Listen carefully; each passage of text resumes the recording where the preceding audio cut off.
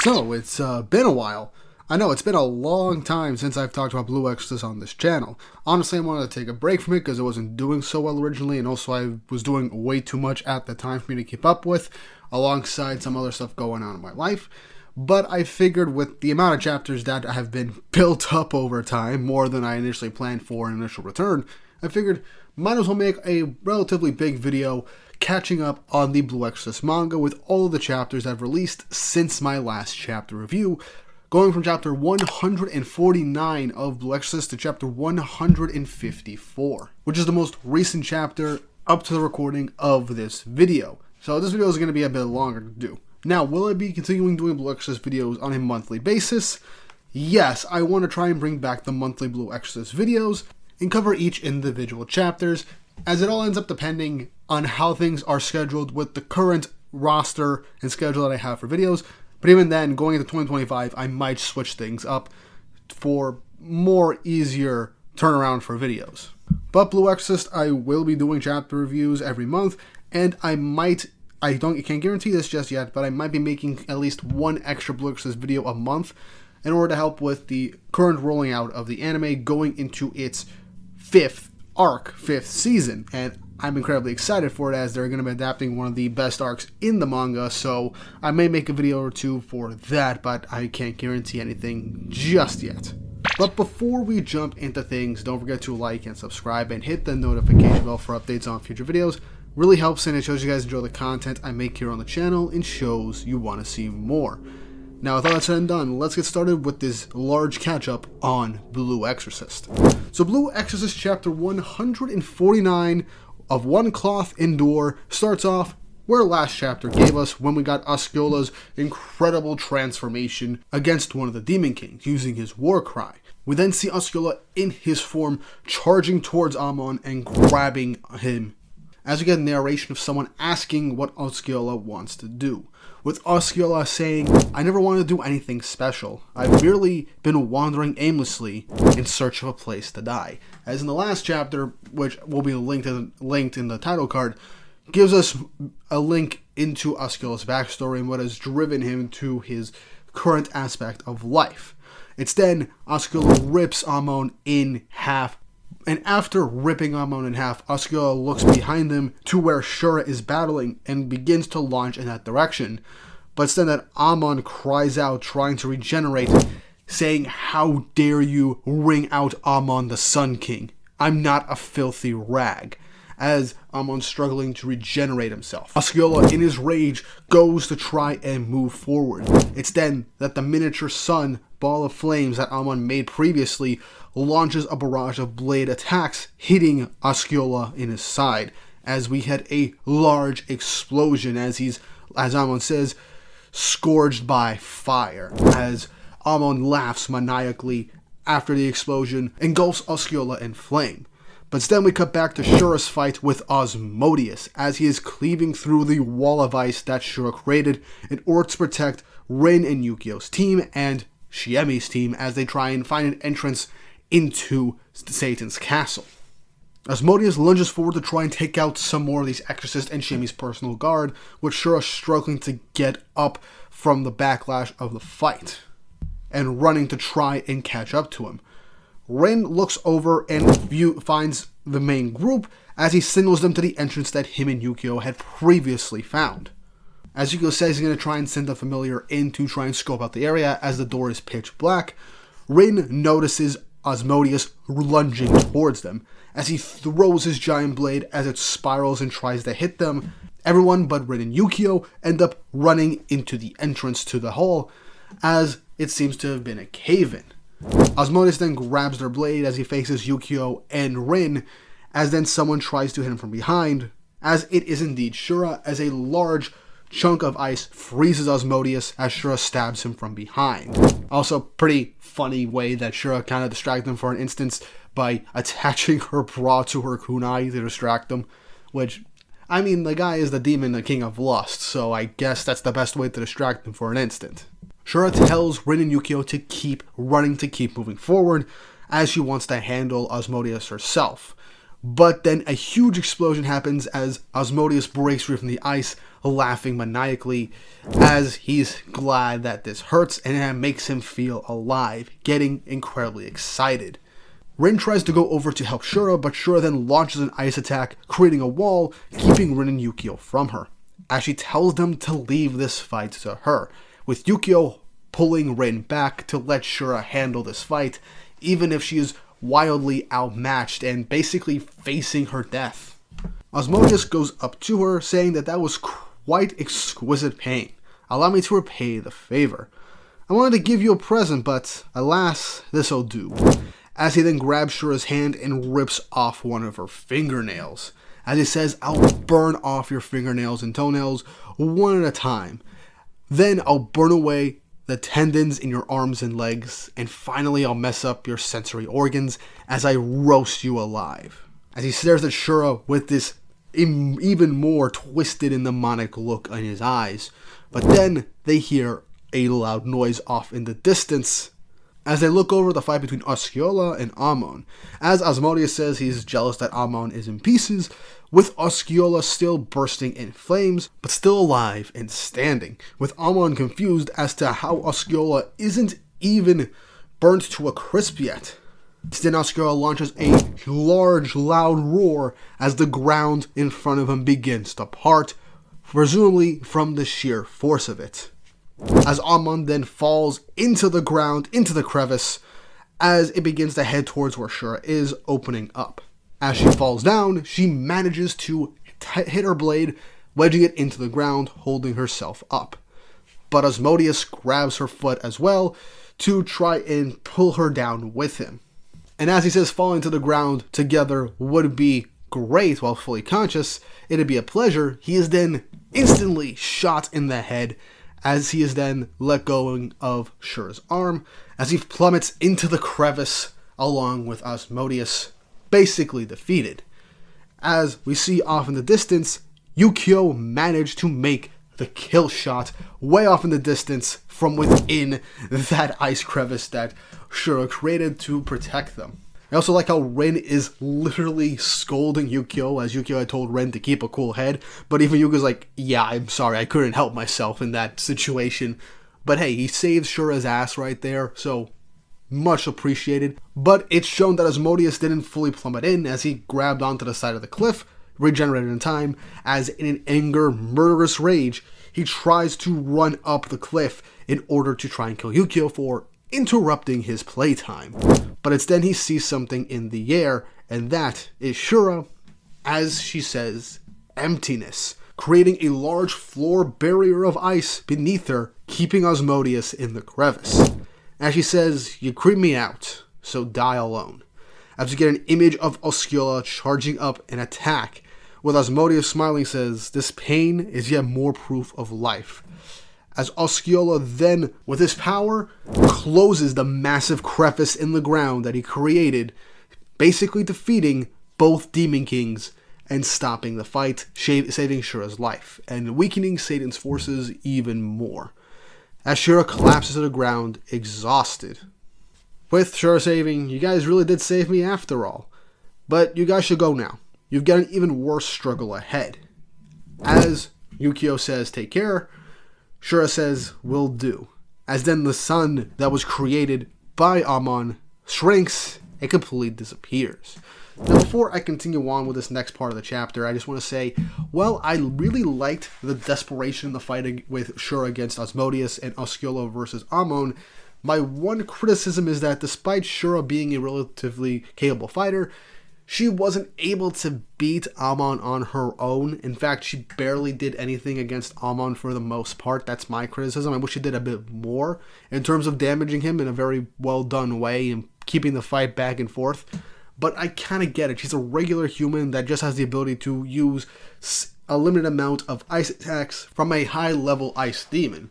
So it makes sense that even though to an extent this was teamwork with Yukio and Osceola, basically bringing the situation to the point where Shura could technically beat Asmodeus, I do wish Shura was able to do a bit more in the fight before just sealing off Asmodeus and dealing a few good hits in.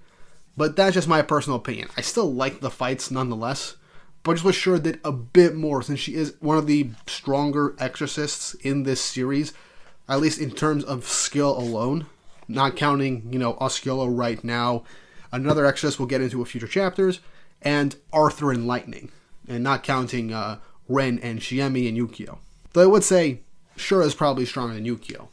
Either way, I enjoyed what I saw so far, I just wish Shura did a bit more. But back to the chapter.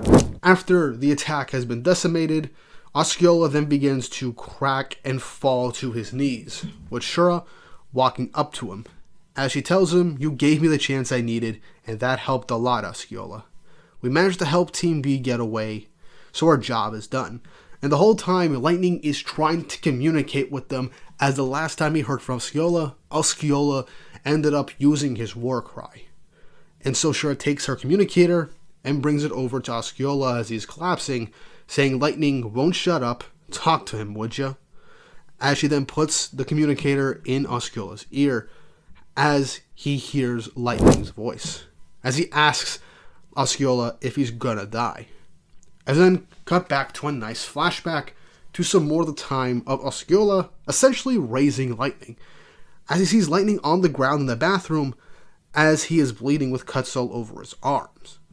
Lightning says, "I already stopped the bleeding, I just drew a little too much blood." As Osceola tries to scold him because he's doing it for another experiment, saying, "You kill living things for materials, you almost killed a babysitter the other day, and now you've almost killed yourself. You must value life more." As Lightning asks him why, "Well, you drink too much and you're sleep deprived and always hurt. I don't think you value your life at all. I've always wondered something. What do you want to do?" As this hits Osceola hard, because before meeting Lightning, we saw the downward spiral Osceola was going towards in the previous chapter.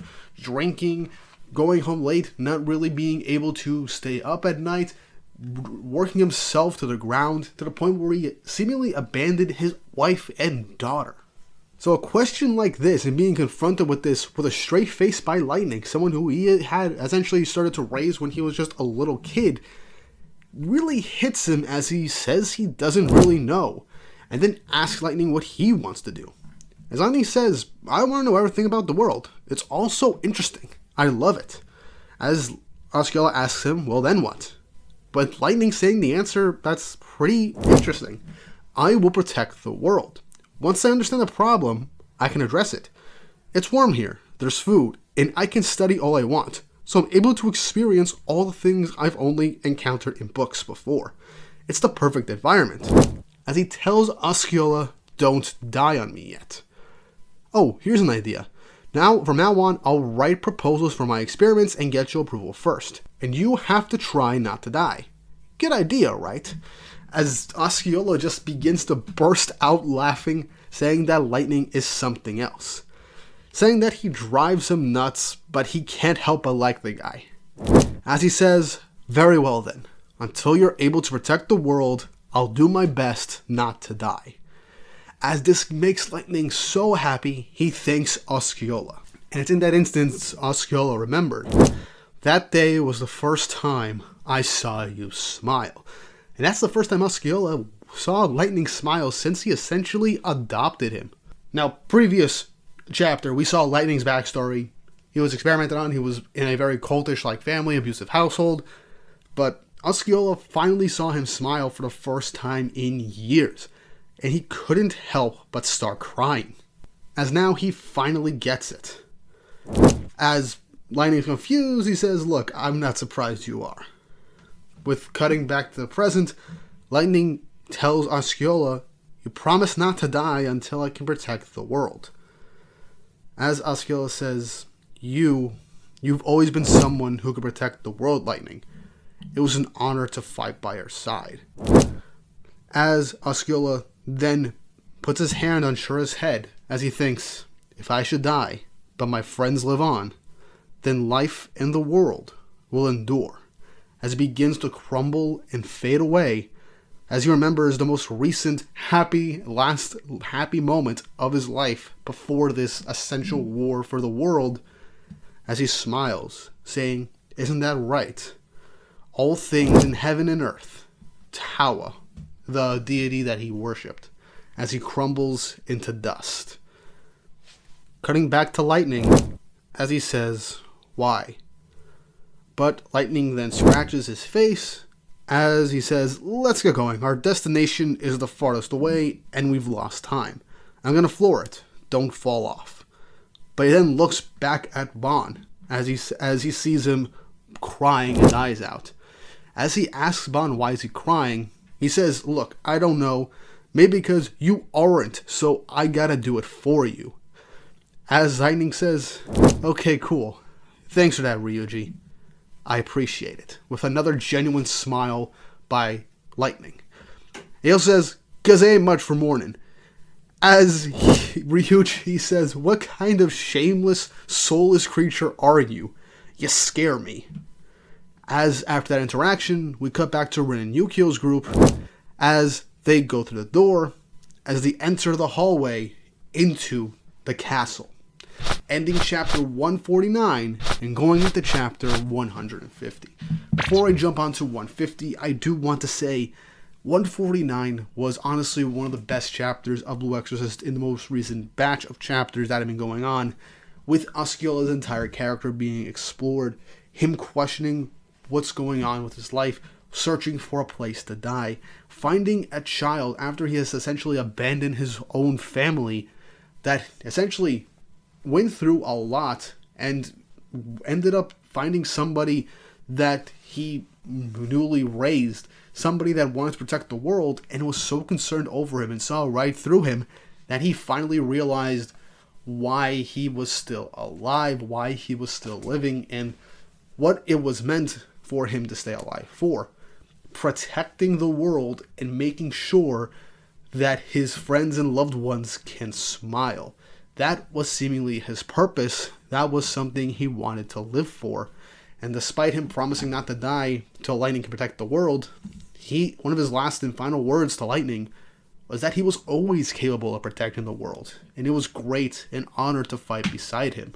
This is the last words they essentially said to his adoptive son. And Lightning, someone who essentially has difficulties with human emotions a lot of the time due to his upbringing before Osceola found him, he definitely wanted to cry, but he just kept a strong face. And with Ryuji around, he essentially vicariously started to mourn through him and tried to get back into his usual goofy self because they were in the middle of a mission.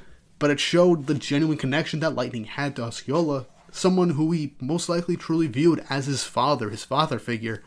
And I just found that really nice, giving more depth to Lightning and also giving us a lot more into Osceola before his final moments. But let's move on to chapter 150 of Blue Exorcist, of One Cloth, Sudden Death. We start directly from last chapter as we enter the castle of Satan. As they're wondering what's going on here, as they get a communication from Lightning. But then, as Igor then notifies them that Team B suffered 11 dead, which included the leader, Osceola Redarm.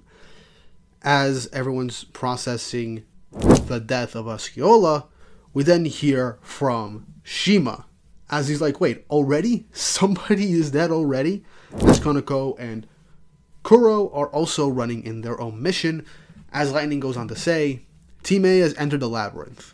So Team B's sacrifice wasn't in vain. Stay motivated.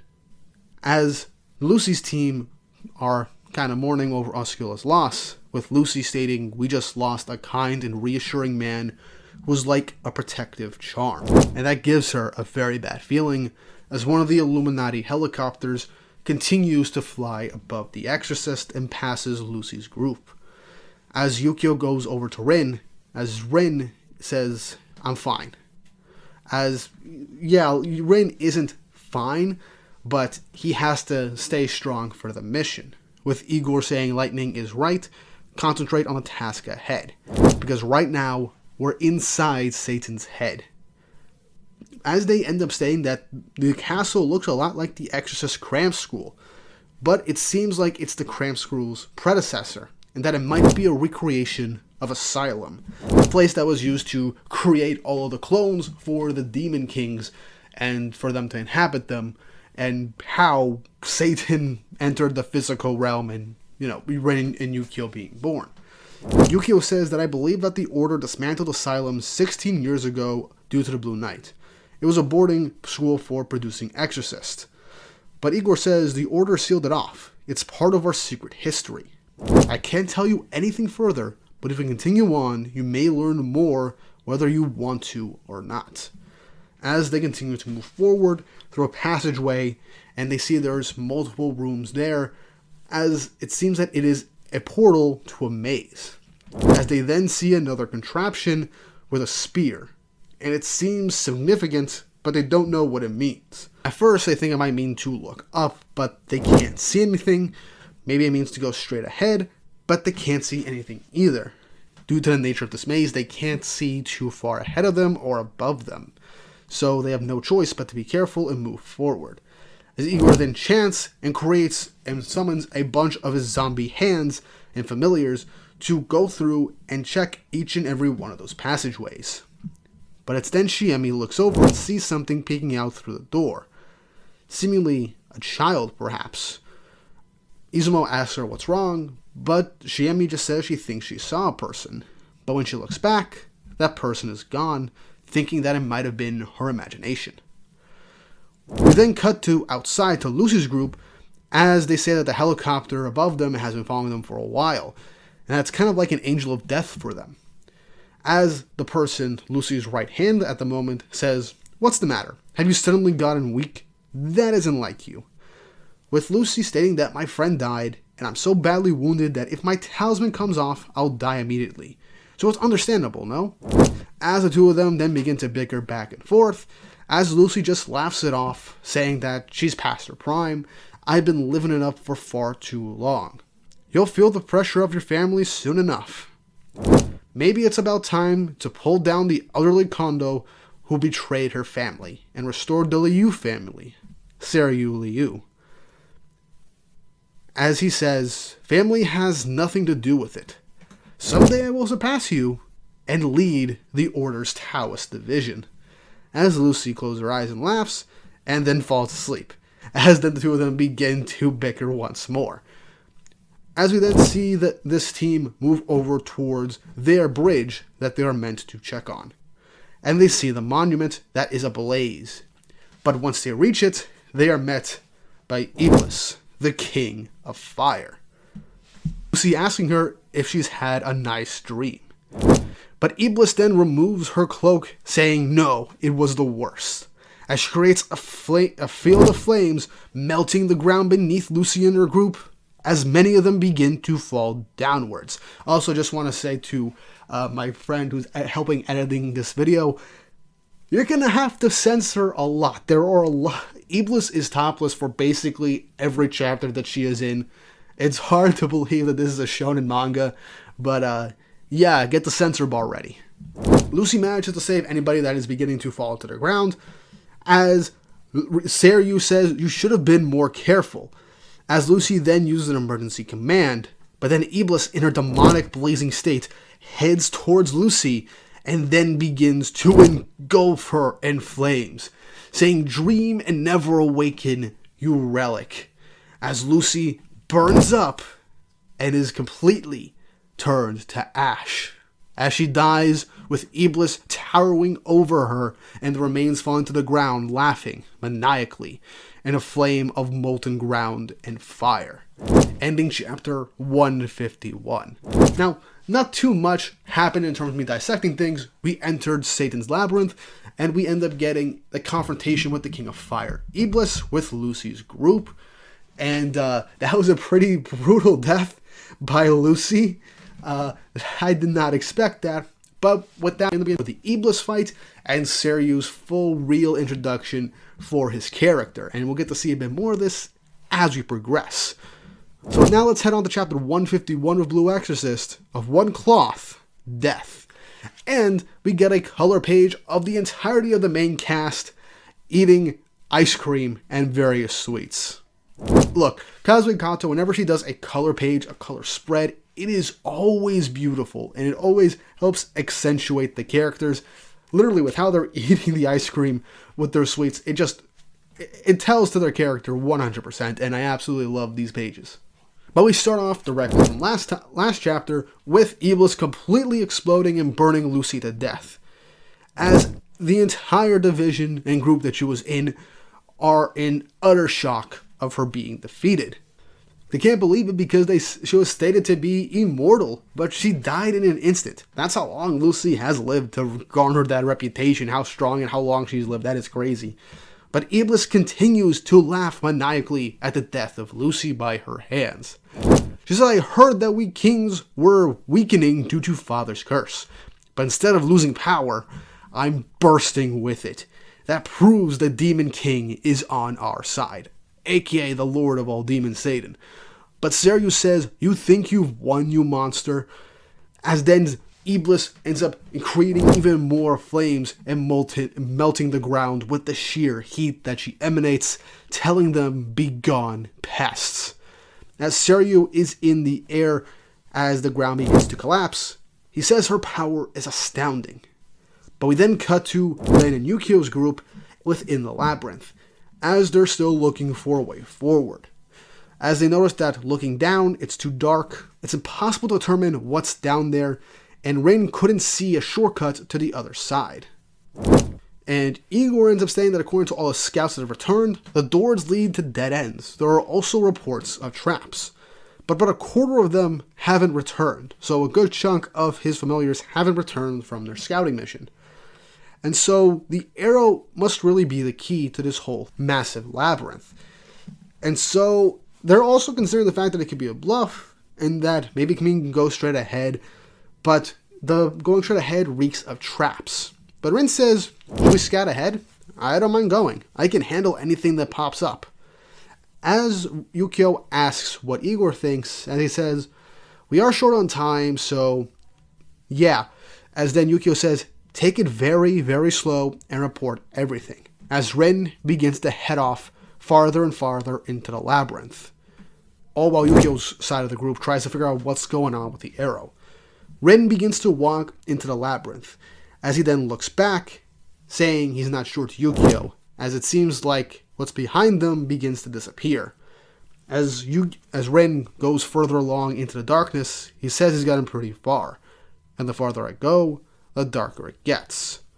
The doors and walls look gloopy, like they've melted. It's then that Ren reaches a dead end. He shines his flashlight towards it, as he sees this very bizarre looking statue, with Yukio asking if he sees anything. And Ren says yeah, but wonders what it is. But this statue looking thing opens its eyes and begins to scream and bleed out of its eyes in agony, shocking Ren, as everyone's wondering what's going on and asking if Ren's fighting something. Ren over the comms says that this is freaky, wondering what it is. Ren doesn't even know what's going on or what to tell Yukio and report to him with it. But it's then that the walls begin to melt and the doors begin to disappear, and it seems that they've lost their way back. The entrance to this labyrinth is gone, as Ren, in his demon state now, is running away from whatever this bizarre, nightmarish thing chasing him really is, yelling at everybody to run and that it's a trap. As everyone's wondering what they're going to do, Shiemi brings up the fact, what if they fled up? As then Yukio realizes that yeah, the arrow means up, and that they have to lift the arrow upwards as he needs other people's help. And as they do this, with Igor's assistance, a door appears from beneath them. The spear needed to be pulled upwards to reveal the hidden passageway to escape this labyrinth of death and never-ending darkness. But once they let go of it, the door begins to fall back into the ground, meaning that in order for this to essentially stay up, at least 4 people need to lift the door up and keep it open. This labyrinth is cruel and twisted. So yeah, in order for people to escape, at least 4 people need to stay behind to keep the door open. And it's then that the Grigori guard end up volunteering to keep the door open. Shiemi tries to tell him it's too risky, but they end up stating that they're sorry, but ensuring her safety is their duty. As everybody's getting ready to enter through the passageway, they say they have to hurry, and they say thank you to the Grigori guards.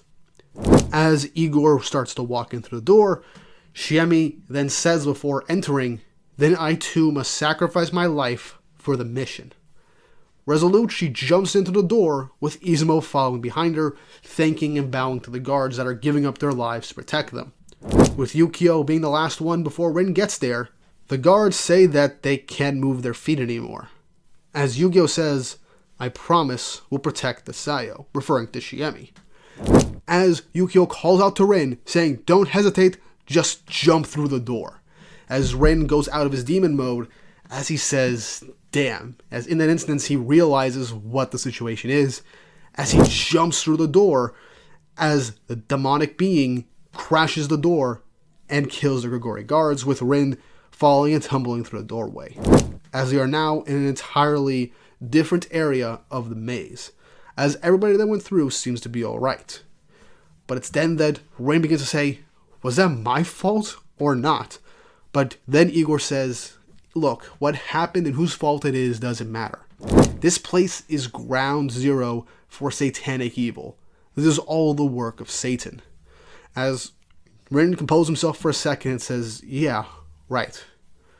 As Igor tells everybody to look around, the main gate and walls are far behind them, as they see that they have gone a long way from the entrance to this castle, and says that this is due to the sacrifices that have been made for us thus far. And so, they have no choice but to keep going. As you look over, as they see they are ever closer to Satan's heart. Ending chapter 151 of Blue Exorcist.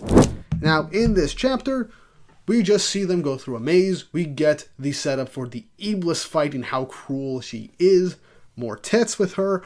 And we get to see Ryukyo's group solve another puzzle that is incredibly cruel and twisted, as they have to leave behind the guards that were sent along with Shiemi, and they had to lose their lives in order to give the rest of the group a chance to make it further into the dungeon, and thus gives us even more of a solid interpretation and knowledge that the further they go, they're most likely going to have to make more sacrifices and lose more people. But now, it's just down to the 6 of them: Rin, Yukio, Shiemi, Izumo, Igor, and Amaimon. Who's going to end up dying next or sacrificing their life? Shiemi is basically one of the keys to saving the world right now, and even if it means sacrificing her life, she has to make it to the center. So yeah, that is pretty hardcore and twisted. But no choice, they have to move forward. And we have to move forward to chapter 152 of Blue Exorcist, of One Cloth Everywhere. And we got a double page spread for the worldwide character popularity poll for Blue Exorcist. And I like a lot of these placements. Rin being at number 2 is surprising. I didn't expect Arthur to be so popular. Yukio at 4 makes sense. Shima being at number 3 also makes sense. People love him. Mephisto is at number 5. Izumo at 6. She should have been in the top 5, but that's just me. Ryuji at 7. Shiemi at 8. I'm surprised she was that low. Amon made 9th somehow. And Shiro, despite him being dead and us having a couple of arcs after that flashback, is still 10th place in the popularity poll, which it's just nice to see the guy. He's one of the best characters in the series, and yeah, it's just nice to see people still remembering the guy. But on with the chapter, with the main group of Rin and Yukio in the castle, they begin to try and contact Lightning. As Igor says, on Team B, we lost 4 members of the Grigori Guard, but escaped to a new area. We will continue advancing, with Lightning saying, "Okay, proceed with caution." And while we're at it, I'd like an overview of the whole situation, asking Team C if they can report. But they had nothing, just a whole bunch of static and breakdowns in communication, as he's asking for Lucy, asking what's wrong. As we cut back to the area with Iblis, as fire golems are just erupting from the ground from that location. As Ryuji's wondering what's going on and what happened, Lightning says surely they're not all down already, with Shima getting very nervous, saying that things just keep getting worse. And they end up asking if Team D is around to report. As Team D says that they're still on course, and they expect to reach the bridge in 10 minutes. Lightning then asks for Team F, which is Konako, as he says, yeah, Team F's situation hasn't changed either. But then Kuro says that something's chasing them, as they realize that behind them is a bunch of demonic vines chasing them and trying to kill them, as it seems that it's been following them for a while, and Kuro is now going at max speed. And yeah, it turns out something's going on with Konokomaru, and that cloth, clay, some technical things are coming out of the ground and chasing them. As Lightning says, okay, great. You're inside Satan's territory, and Shemi's power of Vampira is radiating from that relay antenna. As Konoko realizes that, essentially, what Lightning's saying, Satan's defense system must be reacting to it. As Lightning says, keep going and continue drawing Satan's attention, with Ryuji looming over him, insanely pissed off. As he says, and if things get too hairy, ditch the antenna and return to the protection area. As Konoko says, yes, sir. With Shima saying, Lightning, did you use Konoko and Kuro as bait? But Lightning says, like I said, he has an important job. As he just flat out doesn't deny it. Which Shima saying, someone help me, we're all expendable in Lightning's eyes and I'm next. As Ryuji says, would you calm down? Konokomaru isn't dead. As Lightning says for everyone to stop blubbering. I says, run if you want to, but if you stay focused on your job, and that's your team's objective. With Beelzebub saying, sure, man, he's more demon than a demon. And that's coming from one of the demon kings of all characters, which is crazy to think about. But they then notice a bunch of helicopters as they're wondering if it's from the Illuminati. But no, they're all British Broadcasting Bureau news helicopters. And the mass media has made it to this location and is broadcasting the entire scene for ground zero of what's being called Armageddon. As the news anchor is saying, as the disaster spreads around the globe, the BBB heads into the eye of the storm, saying, look at that. In the center, there's a bluish light source resembling a white dwarf star, and a cluster of floating structures. And around it is a massive labyrinth or walled city. It's a sight beyond human comprehension. As we then get to see various people react to this news, as a member of the Grigori security staff ends up addressing the news. As 5 hours ago, the Knights of the True Cross announced to the world that this global disaster is a result of a manifestation of Satan, and the Order is engaging the threat. Though many may have tried to ignore it, the world has transformed, as we see demons destroying parts of the city and running rampant. With the announcer saying that what everyone's saying now, is undeniably reality. As we see people dealing with the revelations and the consequences of demons being visible to practically everybody, causing destruction, making people paranoid. As the news goes on to say, this is live footage of a small group racing along a high wall. As I say, are these members of the Knights of the True Cross? They're actually fighting back. As we see Paku and I forgot the guy's name, the guy that Ren befriended way earlier on in the story.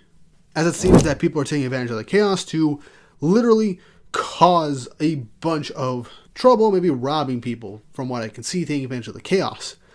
As Ren's friend is shouting out to him, as we see more members of Knights of True Cross, like the Kyoto branch, in the backlines prepping for the inevitable fight, with Shima's family ending up just talking about the entirety of the situation. With Shima's brother wondering what's going on with Renzo, his wife Momoshi ends up saying that all the kids are ex-wires and they're probably back at the academy, so there's no need to worry, not knowing that they are literally fighting in ground zero for their lives right now, as they chose to stay and fight the literal forces of evil. As Shima's group is wondering if they should report to Lightning, Shima says, seems like the plan is still on track. In that case, I need to find a way to stand out. Now, this was most likely alluding to the possible future that we saw at the start of this section of the story, with the potential future where Shima is somehow a giant celebrity and everything going on in the future. But yeah, Shima is just being like, oh, there are cameras in the air. Perfect. Maybe I can use this to stand out and be a star. As then another helicopter is heading towards Shima's group, as Beelzebub looks up and recognizes Agen, the king of water. And Agen recognizes Beelzebub, ending the chapter. Now we get more setting up of all the pieces that are currently in play, everybody's roles being fully solidified, and we get to see the rest of the world reacting to not just the giant Satan labyrinth that the Knights of True Cross are fighting in and trying to save the world, but also how the regular folks and some of the people that Rin and the others have met and befriended towards the beginning of the story are reacting to this wide-changing phenomenon that's going on in the world that is seemingly the end of days for them. And we get the setup for two of the Demon Kings getting ready to potentially face off. Which then brings us to chapter 153 of Blue Exorcist, Of One Cloth, Fear. Continuing from last week with Shima and Beelzebub's group heading towards a monument, with Aegon jumping out of the Illuminati helicopter and landing right in front of them. As Beelzebub says, "At last we meet again. Hurry, go." As she's very eager to fight Aegon, with Aegon saying she's still angry and is incredibly confused, calling out to Beelzebub. As then cut back to Iblis's area with the molten ground as she rises into the air in her demonic state, burning more and more exorcists in her wake, as she cackles maniacally with her giant burning golems towering over, as she says, "I feel absolutely amazing. Once more, please, censor bar." I then get to cut back a bit of Iblis's life far in the past, seemingly in Egypt, as he says, "As if I'm back in human flesh, strong, dangerous, beautiful, and perfect. I've toyed with humans, and once for fun, I even conceived a child. Children are so adorable. To have one was a joy." As you see her life, as she's, killed people in bed, and started to raise a son, and that son rising into power and growing very old.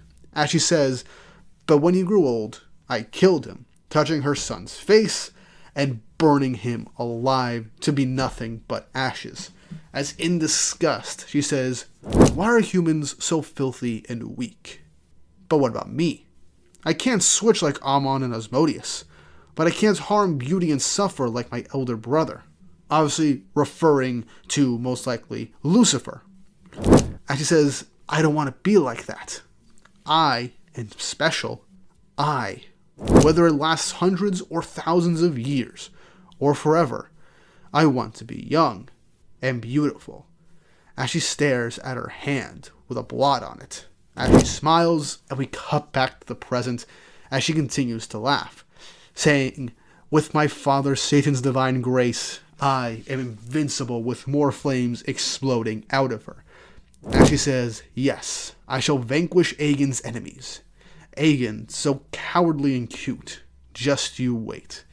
As she caresses her own face, but looks down at her hands as blood is on them. And she's wondering, what is that? Staring at her hand, as someone off in the distance says, "Oh no, such drastic action can only create a slight illusion," confusing Iblis, as then we see her body begin to crumble, dry up, and deteriorate as she screams in shock and agony, as she's wondering what's going on as her body begins to age and decay.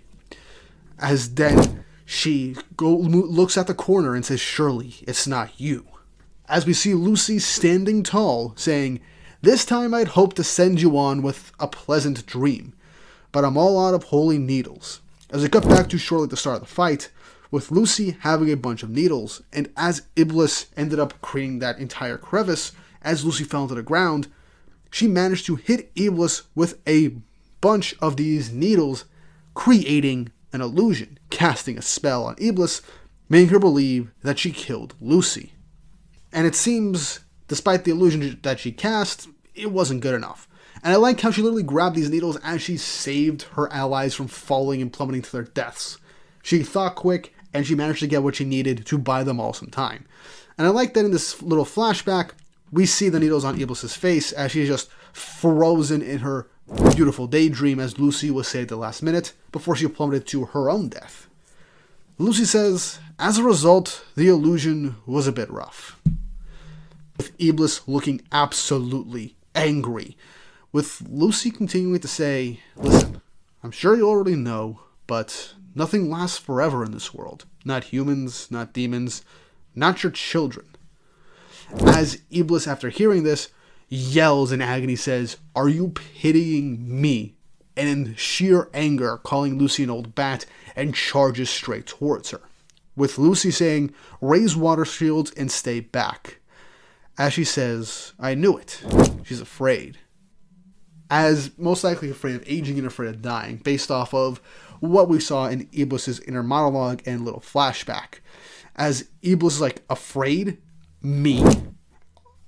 And she is continuously decaying as she crawls on the ground, heading and charging towards Lucy, with Seiryu in the air, stabbing Iblis in the head with a giant blade. As he says, "Good morning. Are you awake now?" As this was not part of Lucy's plan, as Lucy calls out to Seiryu, as Danny's wondering what's going on. As he then jumps away and creates chants a spell to create an explosion, jumping away from Iblis. As Iblis begins to melt into molten rock, calling her a stubborn monster. She extends her hand towards Iblis, but then Lucy notices something as she lunges her smoke stick, chants something, and then jumps on top of it, calling out to Iblis the King of Fire, saying, "The old bat you fear is before you." As she zips around in the air, telling Seiryu to get some distance and get ready. As the molted form of Iblis begins to go towards Lucy and seemingly chomps down on her, to the shock of her allies, as Iblis's face falls to the ground. And Iblis tries to reform herself as we hear Lucy beginning to chant a spell. With Iblis beginning to fall asleep and her body beginning to continuously drop down to the ground in molten rock, we then see Iblis's fire heart. Her core is now visible, with Seiryu casting a chant, shooting Iblis's heart square in the middle, completely destroying it, causing a massive explosion and an awesome 2-page spread, as Iblis, the King of Fire, has been defeated. Her team rushes to her side as Lucy, gravely injured, says to Seiryu, "Isn't this great? You'll be the leader now." "Hey, what's wrong? You don't look so happy." As we cut to a flashback for Seiryu, as he's training with his father, beating into him that the Liu family fell to ruin because misjudged the nature of demons. If you show weakness, demons immediately bare their fangs. Drill that into yourself. As we see more of Seiryu's life. As his father keeps telling him, "Teach these demons who are superior. That is what it means to fight using the enemy's power." As, speaking to his family, Seiryu was told, "It has been so long since the Chinese Taoist temple drove away our clan. For 80 years we have languished here in Taiwan. Qianlong, your talent, and the merger of our order with the knights shall fulfill our long-standing wish. So hear me. You must take the highest seat." As she jumps on the table, his grandmother, our leader of his clan, jumps on the table, says, "The seat of honor. The decrepit centurion who currently holds it is a traitor who stole our family's secret arts and fled." As he is basically acting as a waiter right now. As she yells at him saying, "That crone Lucy Yang, now is the time to drag her off her throne." As the matriarch of Seiryu's family begins to cough and collapse on the ground due to her old age and seemingly most likely a type of sickness. Seiryu walks in the crowd of Taiwan. As he hears a lot of chatter, Seiryu hears the name Yang. As he looks over, as somebody says, "I give up, I surrender," with a tiger on the ground, with an old lady who is revealed to be Lucy says, "Well, that's no fun." As she then looks over at Seiryu and points towards him, says, "You, the boy from House Liu, I heard you got talent. A tournament's going on, so it's all you can eat yum-cha. Care to join me? Or have you come for my head, you brat?" As she snickers at him. With Seiryu in the past says, "You rotten old woman." As we go back to the present, as Seiryu says, "You're a monster who's occupied the top seat forever. I've been aiming to take your place for a long time, because that was easiest." As Lucy laughs, she says, "You're afraid too, eh? Change keeps things interesting. It isn't so bad." As Seiryu says, "Don't let me in with that demon." As Lucy says, "Yeah, you're right. You aren't the same." But, as she then begins to cough profusely, as they're telling her not to talk. With Lucy says, "Even demons have dreams."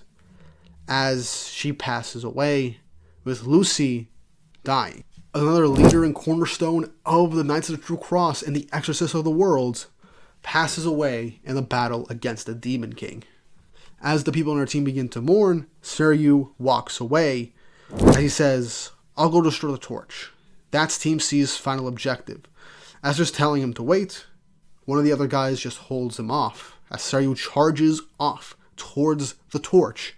And at the base of it, he then takes his staff, asking, do demons even dream? Making his staff incredibly large as he shouts, "I doubt it," as he shatters the torch in half, ending the chapter, as another objective for the Exorcist team has been achieved. Now this chapter was really, really good. We saw Seiryu's backstory, adding a bit more depth to him, but also giving more characterization to Iblis, as her one true fear is fully manifested in this chapter. Her fear of aging, her fear of change. She wants to stay the same forever as she believes that she's perfect. She wants the young to stay young, the ones that can just live their lives to not change and be perfect, be beautiful, be adorable, to stay like that forever. And that's what she's most afraid of. And that's why Lucy was actually the perfect person to help defeat her. Lucy didn't really care much about her aging. She just lived her life to the fullest, and even took in Seiryu, someone whose branch of the family basically wanted to overthrow her, wanted to take her spot at the top. But she instead took him under her wing, gave him the perfect opportunity, the perfect position to potentially surpass her and take her seat, and for him to get honor back for his family. And it shows that he has a great deal of respect and admiration for Lucy after working under her for so long. And she even realizes that things change, time passes, and there's no shame in it. And even Seiryu is, to an extent, despite his goal being to take down Lucy and take her spot originally, is also kind of afraid of change. He's gotten used to the current way of things. And I think that's a pretty really interesting thing to go about with this one particular fight against Iblis. This was a short fight, but I think the way Iblis got taken down makes sense, and I found it very satisfying. And I liked how Lucy was the one to more or less open the path and weaken Iblis physically and more so mentally and psychologically, with Seiryu delivering the final blow. I found that very fitting. And them taking out one of the torches, their main objective, was a nice way to end the chapter. Lucy has had a really great run in this entire arc, showcasing everything that she's capable of and having some really awesome moments.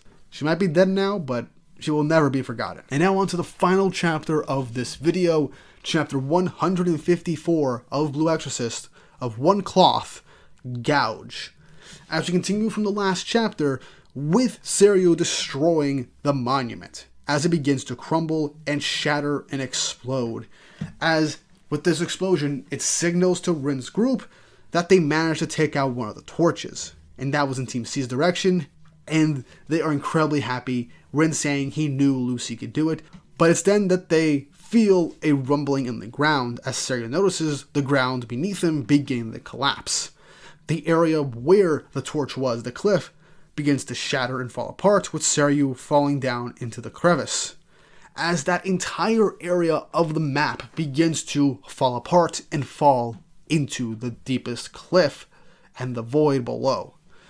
It's then that Shura's group begins to go and find the entrance to the labyrinth that Rin's group was, and she then notices the collapse of the area that they're in, as we see in an amazing 2-page spread, with one of these torches destroyed, a large chunk of the area that was created through Satan's entire labyrinth was just engulfed by the earth, leaving a giant gorge in its wake.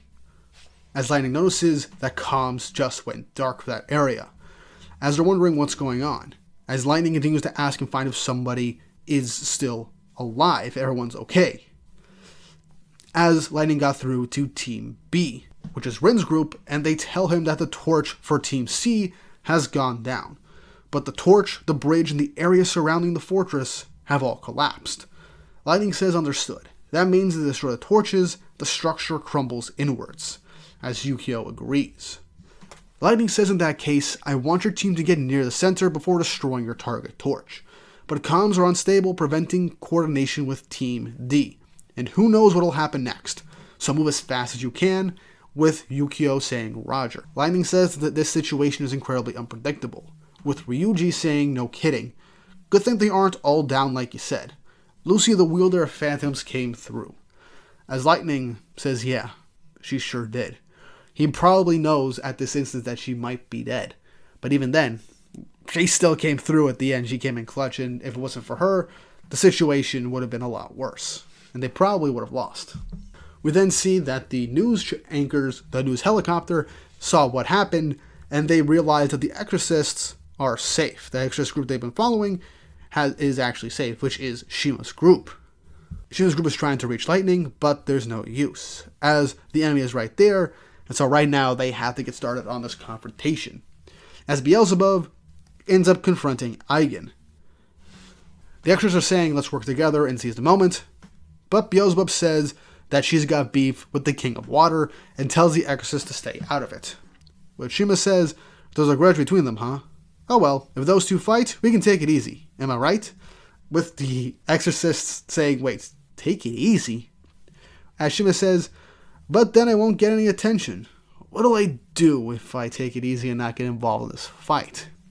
It's then that Beelzebub approaches Eigen, as she screams Eigen's name, as Eigen is just bawling their eyes out, saying that Iblis is dead, realizing that Iblis is dead, saying that if they destroy the heart, our existence in Gehenna will be unstable, that I won't be able to see her again, as Eigen keeps crying. But all Beelzebub says is, serves you right. As this confuses Eigen, how can you say that? You're so mean. Mean to me and your elder sister.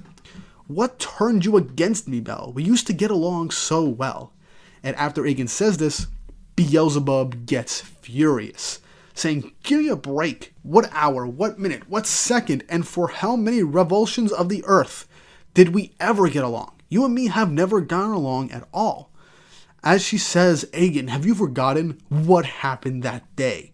As this shocks the Exorcists. What exactly is this beef? What did Eigen do to Beelzebub? As Eigen says, I apologize for that. What else can I do? With Beelzebub saying, apologizing can never take away the anger and sadness of that day. Eigen saying, I didn't mean any harm. Forgive me. As Beelzebub says, no, I'll never forgive you. After all, and as the Exorcists are so tensed up by wondering what's this beef, what did Eigen do to Beelzebub, what did this Demon King do to piss off another Demon King, it's revealed that Eigen ruined Beelzebub's barbecue contest. As she was like, what?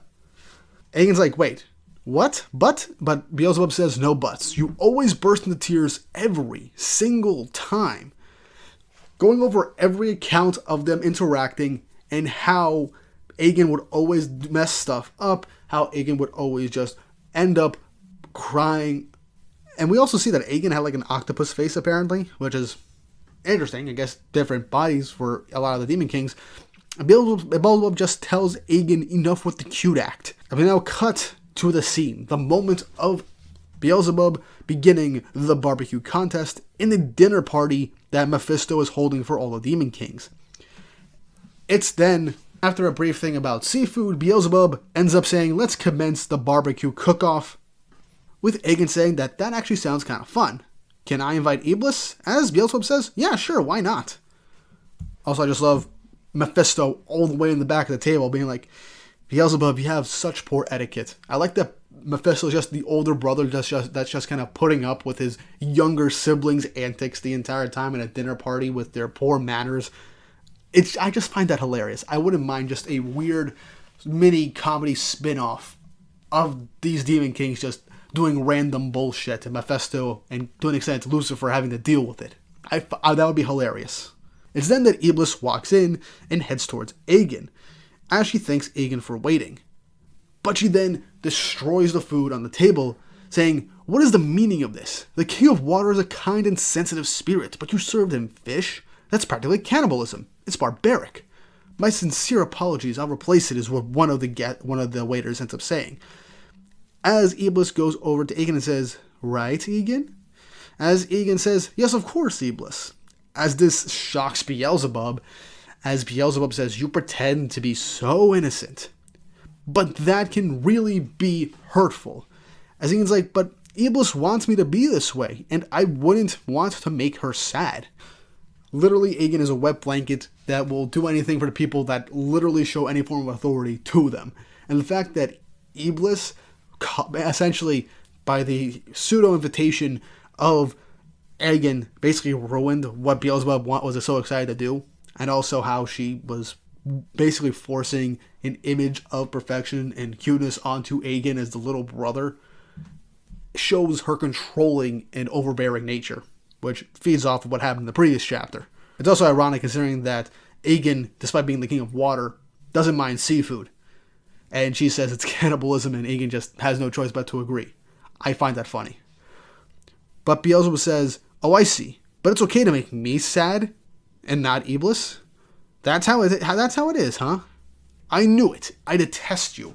As Beelzebub rips off all of the bandages around her as she gets ready to fight, conjuring a trunk, and she says, "Come forth, my kin," as a barrage and swarm of insects appear and begin to swarm Egan, as this creeps out Shima. As Egan says, "No, don't," as you see clouds swirl, as Egan says, "You can't beat me," as a downpour appears on top of them as all the insects get wet and plunge to the ground, showing Egan's strength, instantly taking down all the kin that Beelzebub created and launched at him. But it's then that Beelzebub launches towards Egan and tries to fight, swinging her spear at Egan, as Egan says, "Stop, maybe you didn't know, but Iblis was always worried about her body," as Iblis then creates a water to protect himself, and then engulfs Beelzebub in one as well. As Egan says, "Big Brother Lucifer and Big Brother Astaroth and Dad too. Without bodies, they were suffering, and I felt sorry for them. Doesn't it bother you when your siblings suffer?" As Beelzebub says, "You feel sorry for them," as Beelzebub begins to flap her wings in an incredibly erratic fashion, saying, "But you don't care if bugs die," completely destroying the water prison that she was in, as she lunges towards Beelzebub's water bubble, injecting her chest in it, as she says, "Each one may be weak, but they can win through overwhelming numbers," unleashing a large swarm of insects within the water bubble that Egan created, as it begins to surround and engulf Egan, as the ball begins to go dark with the sheer ungodly number of insects within the bubble, as it then explodes, as the insects in water begin to fall to the ground. And with that explosion, it seems that Beelzebub either won or got the upper hand in this fight. And as the water and insects begin to fall, one falls on Shima's face, as well as a centipede, and the delayed reaction is a chapter ending with Shima shouting out in shock and fear. And that is all 6 Blue Exorcist chapters that I have missed in the times I have been gone from this series. This was an insane batch of chapters. I had a lot of fun. The story progressed in a very interesting way. We got more depth for the side characters. We had some interesting fights. The Demon King fights have all been great. Of course, we ended off this section with a relatively comedic and relatively cool-looking fight between the youngest of the Demon Kings, being Beelzebub and Egan, and just the sheer nonsense that it was. I kind of liked it as a bit of a wind down from the intensity and the emotional roller coaster that we've had with the previous batch of chapters. So this was definitely much needed for a bit of just resetting the tone and a bit of a palate cleanser from the intensity that we've had previously. Do I think Egan's gone? I don't think so. It's very possible that just dealt some damage to Egan and broke their protective water barrier, so Beelzebub will have to keep fighting Egan, so I'm curious to see where that'll lead to, and maybe they'll take out the next torch for all we know. It's still possible. But either way, I had a lot of fun with this batch of chapters, and this is an insanely long video, because so much happened, and I am so glad to have put all of them in this one giant-ass video, and I really hope you enjoyed it. We'll go back to regular chapter views with chapter 155 when that eventually comes out, as so much is still yet to happen, and Blue Exorcist ain't ending anytime soon. The anime is going in with the next season of the anime, so I might make a video on that potentially. I still have to schedule things out a bit more. But look forward to more chapter reviews of Blue Exorcist. Those are back. I do not plan to stop them anytime soon again, unless I essentially go way overboard with the videos I want to make in 2025. But we'll see. But let me know what you thought of these chapters in the comment section down below. Sorry for the longer video, but I wanted to catch up in one singular go. Let me know in the comment section down below how you felt about these chapters, your thoughts, your feelings, your theories about what's going to happen next, as well as if you're excited for the anime and how you felt about the anime as well. And if you haven't already, like and subscribe and hit the notification bell for updates on future videos. It really helps and it shows you guys enjoy the content I make here on the channel and shows you want to see more. With all that said and done, I hope you all have an awesome day.